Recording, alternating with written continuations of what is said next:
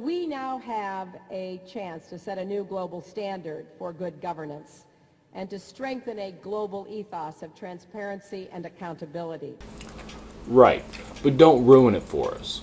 The Obama administration, including Hillary Clinton at the Open Government Project conference in Brazil, have time after time, case after case, proven themselves to be hypocrites when it comes to whistleblowers.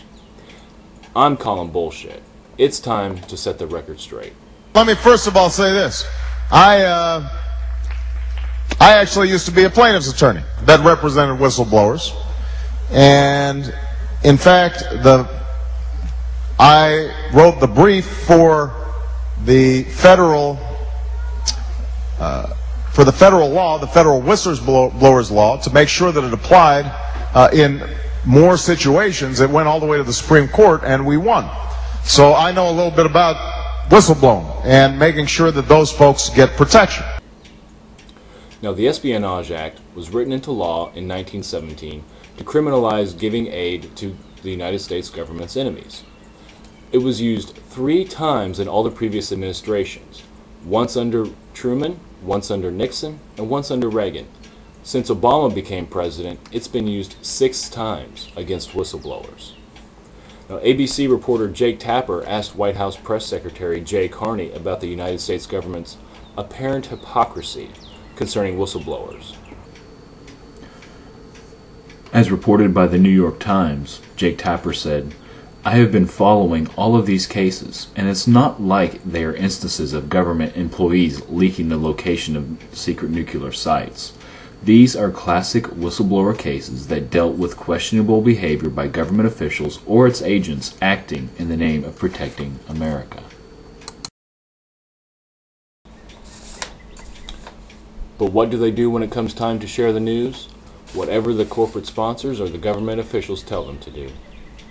Back in Brazil, Hillary Clinton continues the tradition of the administration's praise for foreign whistleblowers. I want to commend the Slovak Republic and Montenegro for also introducing whistleblowing protection laws to ensure that those who expose corruption are not punished or harmed.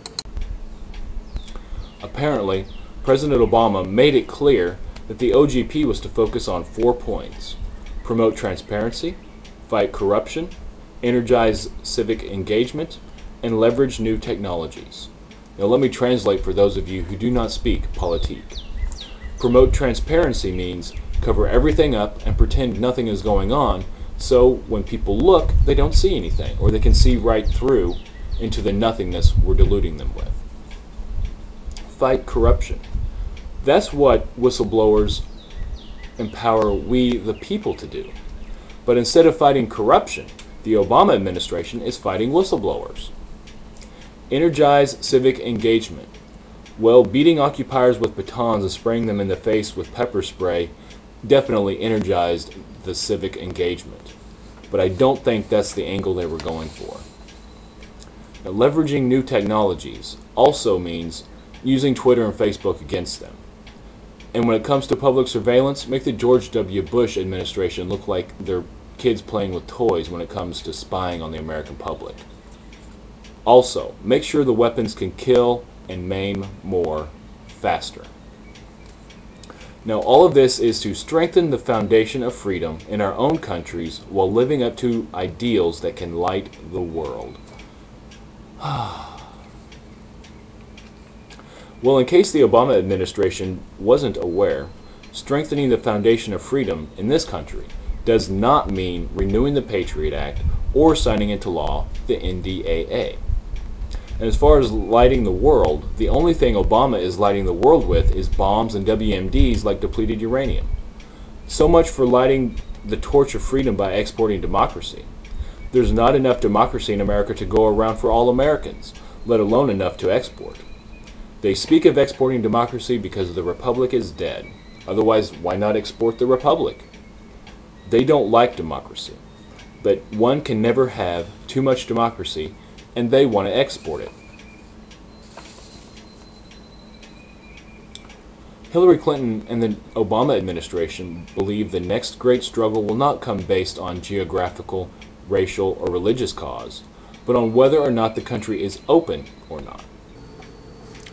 We believe that countries with open governments, open economies, and open societies will increasingly flourish.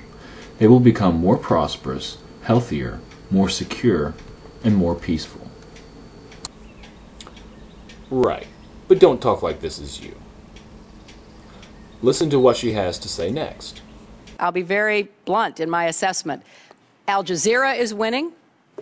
The Chinese have opened up a global English language and multi-language television network.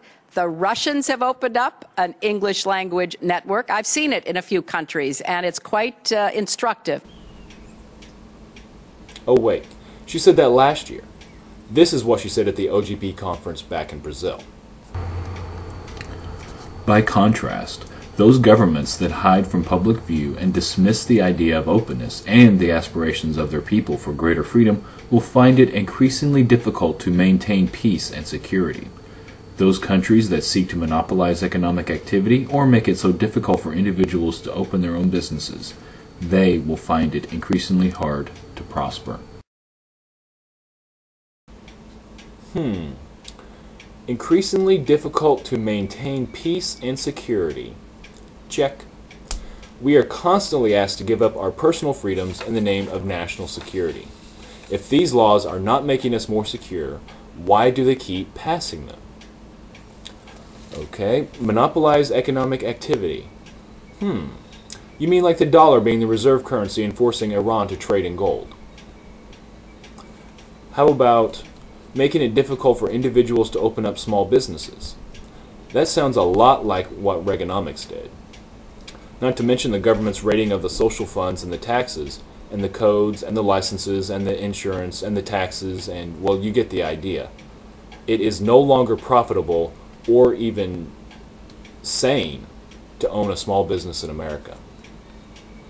Increasingly hard to prosper.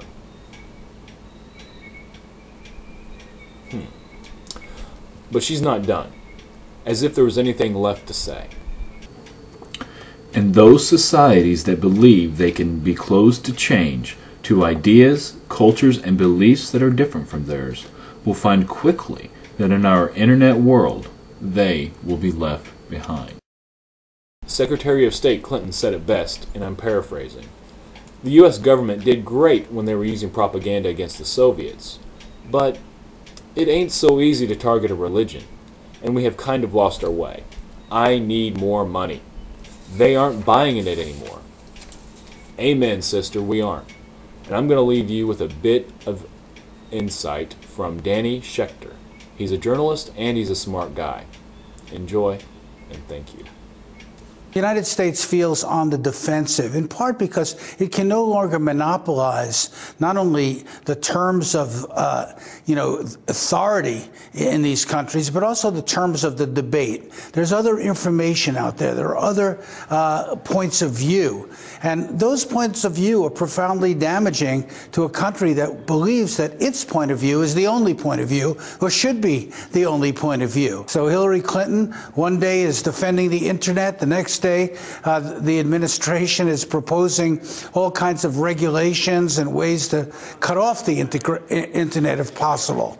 There's no real commitment to the kind of freedom of diverse speech that we really need if we're going to be in a democracy at home and in a community of nations overseas. We can't dictate what people believe anymore.